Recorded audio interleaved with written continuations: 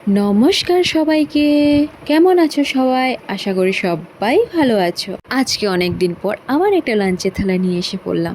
প্রথমে ভাত, শসা, লেবু, ডাল ভাজা নিয়ে নিলাম। আর এটা হলো ছোট মাছের ঝাল। আর আজকে আমি একদম ইজিভাবে চিকেন বানিয়েছি।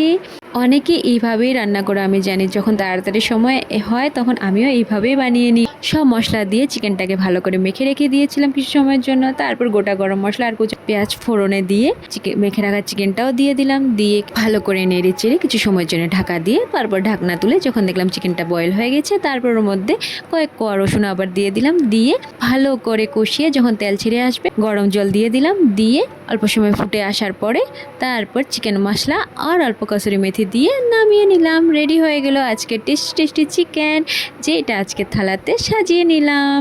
আজকের থালাটা সাজানো কমপ্লিট, সাথে এক গ্লাস জলও নিয়ে নিলাম। কেমন লেগেছে আজকের থালাটা? ছোট্ট একটা কমেন্ট করে বলো। যদি ভালো লেগে থাকে তাহলে একটা লাইক দিয়ে দিও। আমার ভিডিওগুলো যদি আবার দেখতে চাও তাহলে প্লিজ আমার চ্যানেলটাকে সাবস্ক্রাইব করো, আমার ভিডিওগুলো শেয়ার করো। থ্যাংক ইউ সবাইকে পুরো ভিডিওটা দেখার জন্য। Bye bye.